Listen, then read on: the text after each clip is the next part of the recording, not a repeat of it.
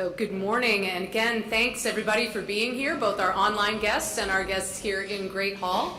My name is Becky Matsky. I'm a professor of history, and I've also been one of the 6 Catalyst 300 faculty mentors this semester, which has been a real pleasure. It's great to see all of these students working on real-world problems and trying to find innovative solutions to those problems.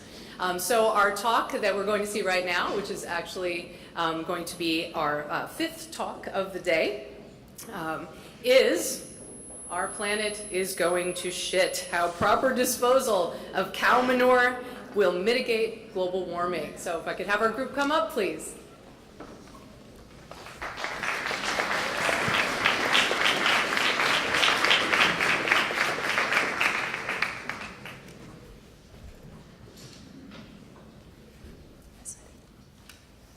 Hello everyone, thank you so much for being here today. My name is Haley and I'm here with my colleagues Forrest, Daisy, Janet, and Armando. And we're here today because, as our title so subtly suggests, our planet is going to shit. According to an article published in the Geophysical Research Letters, the global temperature has increased by 1.4 degrees Fahrenheit since pre-industrial times, which has been detrimental to our environment. We'll get into the more specifics about that later. Excuse me, thank you. But first we're going to talk a little bit about the scope of the problem, exactly how this problem had come to be, our proposed solution, and why we think it will be effective. So the main reason that we, throughout our research this semester, one of the main reasons we found for this global increase is actually an excess of methane gas in our environment, particularly methane gas that has been emitted by the agricultural industry. So the way that the methane process works within the agricultural industry is first you have production. This usually occurs when livestock like cows, chickens, sheep eat food and then produce manure. From there, methane is emitted from the manure and into our environment, which then leads to a, again, detrimental effect on our environment. Now, to see why this is such a big problem and why the agricultural industry is one of the worst perpetrators of this problem, let's take a look at some information from the USDA. First of all, the agricultural industry is the industry with the highest increase in overall greenhouse gas emissions. According to the USDA, greenhouse gas emissions from the agricultural industry have increased by 17% in the last 10 years. In comparison, the residential industry has decreased 13% and transportation has decreased 8%. Furthermore, we can see that methane production within the agricultural industry itself has actually increased 68% in the last 5 years. This is a massive increase that has, again, very direct impact on our environment and our Earth. Getting into a little more about the specifics of those impacts, it can have, again, this 1.4 degrees Fahrenheit increase in our global atmosphere has had impacts on our weather patterns, on glacial melting, as well as the agricultural industry itself. Now, methane itself is actually the most effective greenhouse gas at trapping heat in our atmosphere. It's about 20 to 30 times more effective, according to the USDA, than other greenhouse gases. So when we have an excess, like an 68% increase in this gas, it can again have the most impact on environmental factors. Now getting into more of a statistical analysis, just seeing how big this issue is, there's about 260 million metric tons of methane gas that are produced from livestock in the agricultural industry per year. This is a massive amount of methane gas that, again, has only been increasing.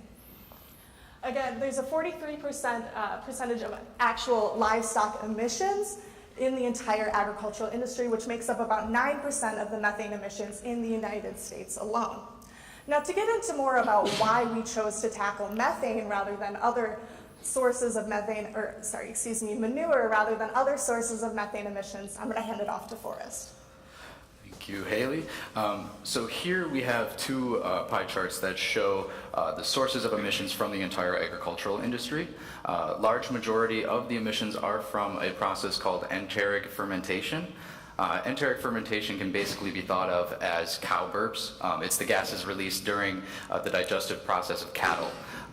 So our reasoning behind not tackling the biggest source of the emissions is because that the manure management system is the only source of emissions that has been actually increasing since 1990.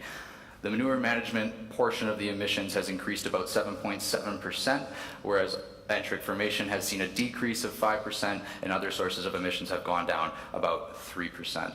So that is why we deemed this problem to be the most addressable, because nobody else is really addressing it.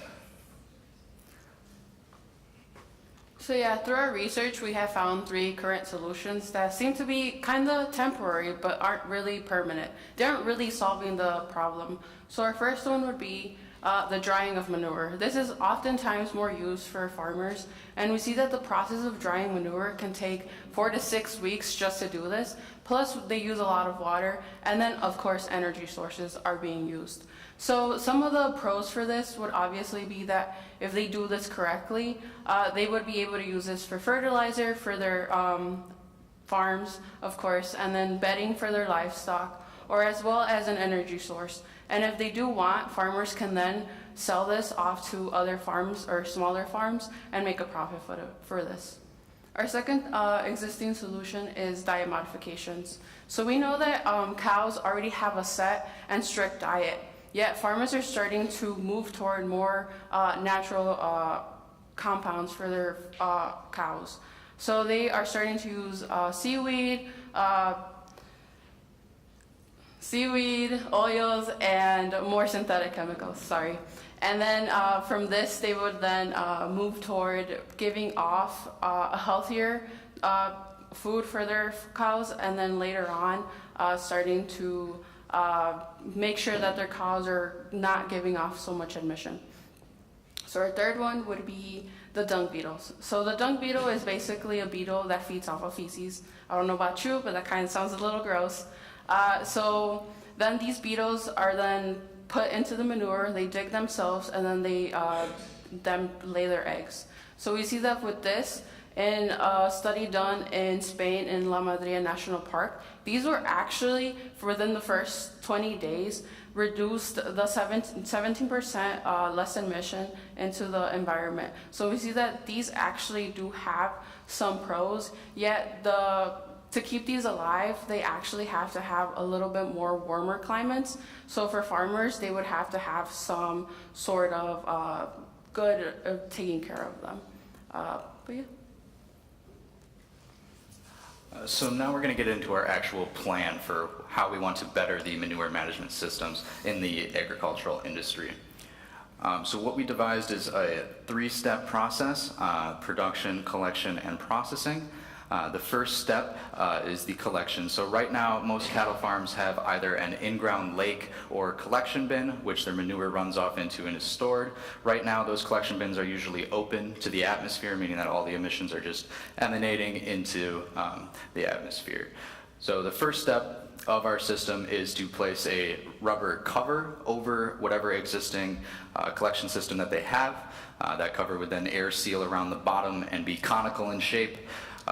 So that the top of it would be a turbine meter, which pulls the gas up from the manure and then measures it and compresses it down a pipeline towards the processing area. Now this processing area can have 2 possible ways that they go about it, depending on what the farm's preference is.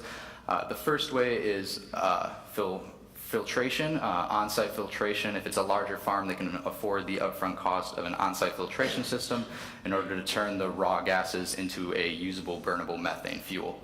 Otherwise, they can have an on-site container, which would store the raw materials, which they can then sell off to a filtration company in order to increase revenue. So what we have here is a very rough sketch of what this system would look like. So you have your storage tank for the manure down here, and then you have your conical cover up top with the turbine meter at the top connected to the pipeline, which can then either go to the on-site filtration to be repurposed and reused to make the farm more self-sustaining, or stored and then sold off to an off-site filtration company in order to increase some more profits for the farm.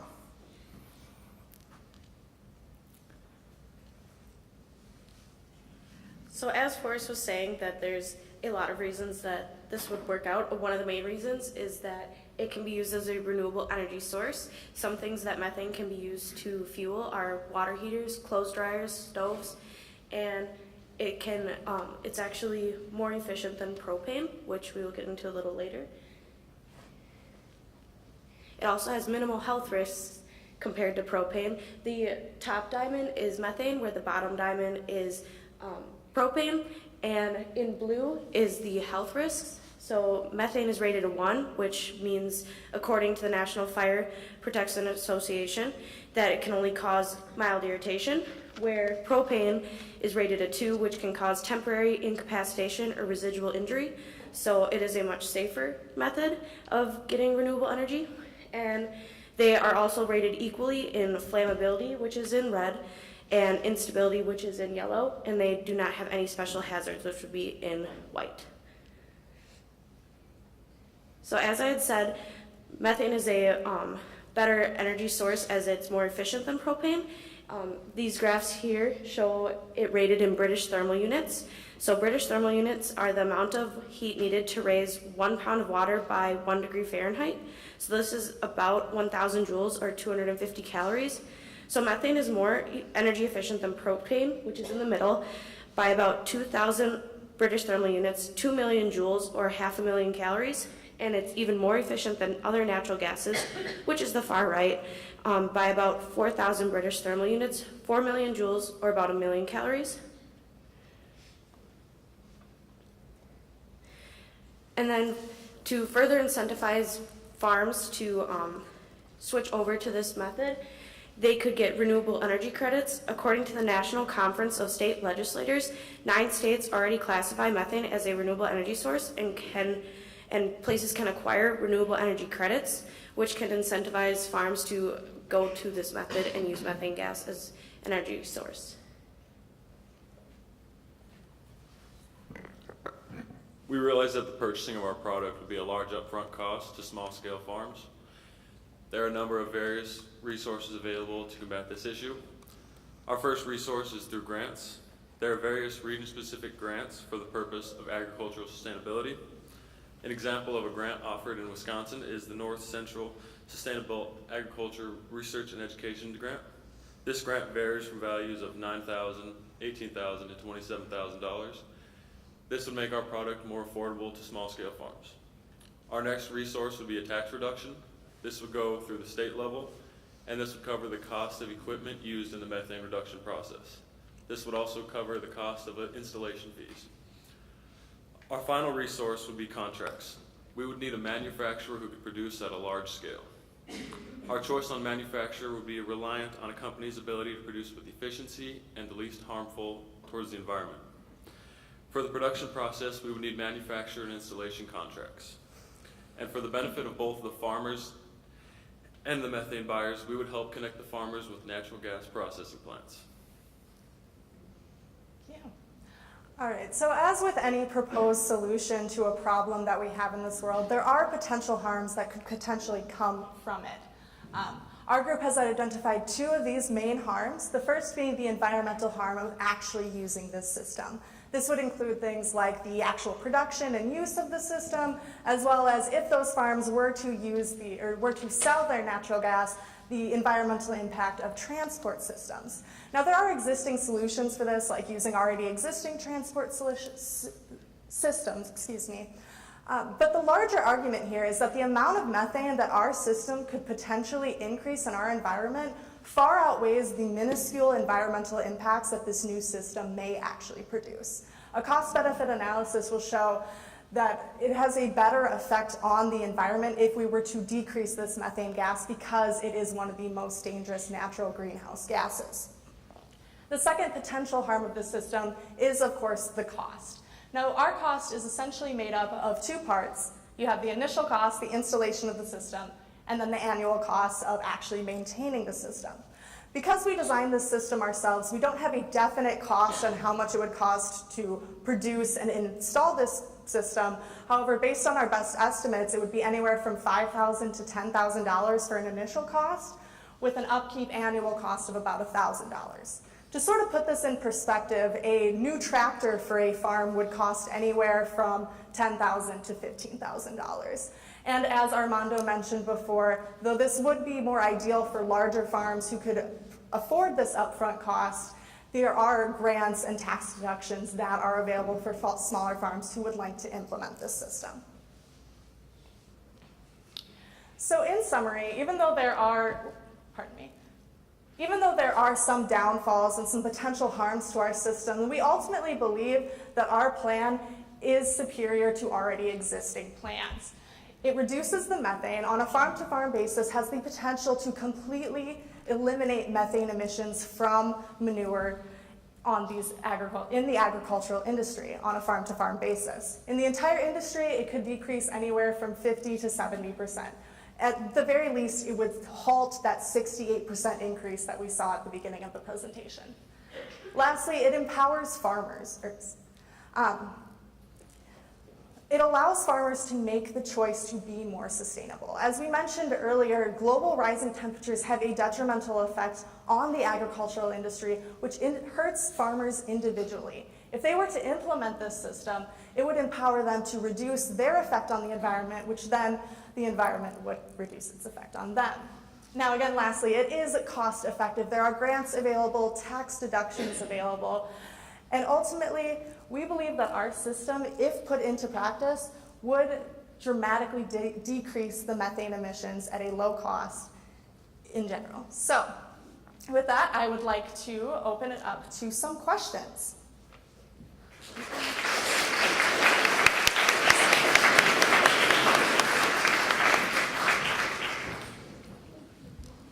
Thanks, and as Haley said, we're ready for some questions from the audience.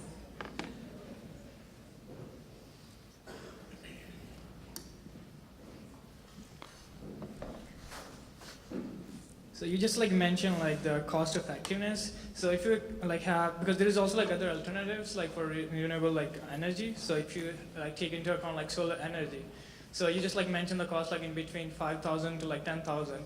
So how it will be more effective for the farmers because you can buy in the same amount you can have the solar panels for small scale agriculture farms. So how do you consider your kind of proposed solution be more effective? Besides, there is more less expensive, for example, solar panels for the agriculture farms, especially the smaller scales. Right, so the question is, why is our idea more sustainable than solar or something like that for powering farms? Our goal is not to provide farms with sustainable energy. That's more so a byproduct of what we're trying to do. Our main goal is the reduction of those methane emissions, which whether that refinement and reuse of the collected methane actually impacts the farm's sustainability in a substantial way. If it impacts it at all, that's just an added plus to the collection or the reduction of methane in the atmosphere. Furthermore, you mentioned the cost of our system in comparison to other things like solar panels. The thing that is unique about our system is that the farmers can actually have a very strong return on investment if they choose to sell the natural gas or use it for their farms. They're saving money in the long run, which will eventually offset the cost of actually implementing this system, which is why it's more effective than, say, the upfront cost of solar panels, which you get no return on investment in a lot of ways.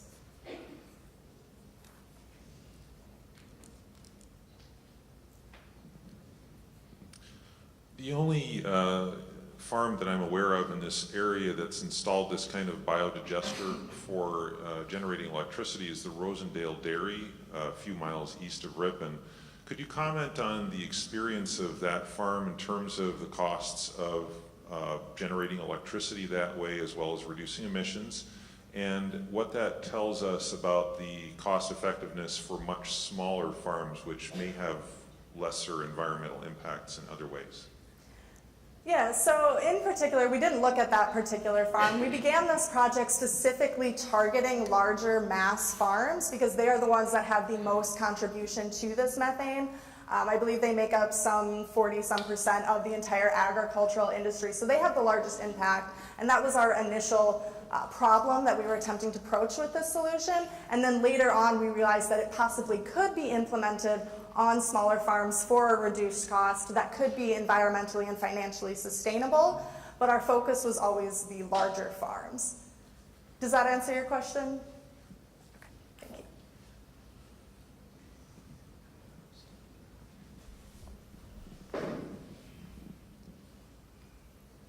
you. It seems to me that you're treating a symptom, again, not the cause, in some really important sense. You began by saying, here are the various ways in which manure has been handled, but you didn't raise the question of, why do we have all this manure?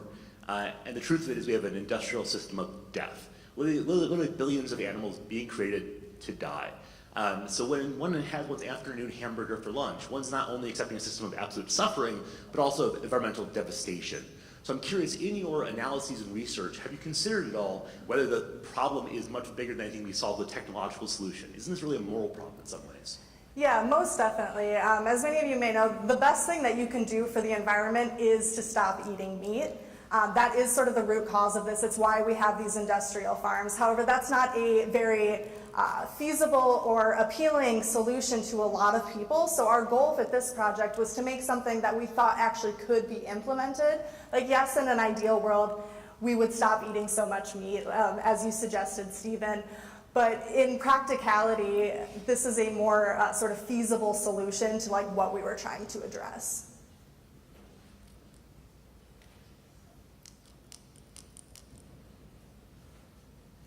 Additional questions?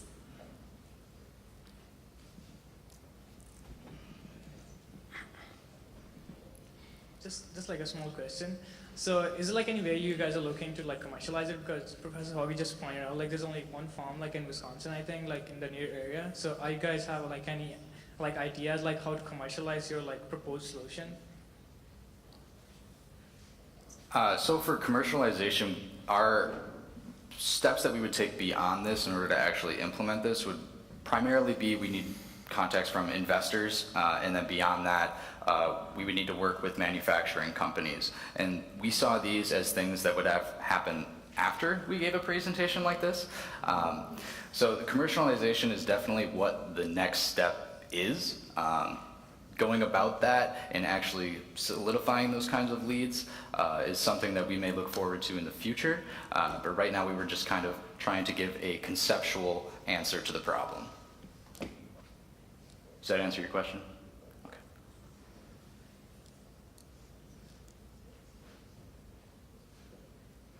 Any further questions?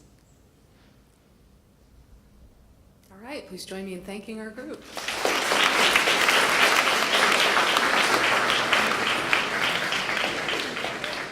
Thank you everyone for watching this talk, for joining us. Our next talk will begin at 11 a.m.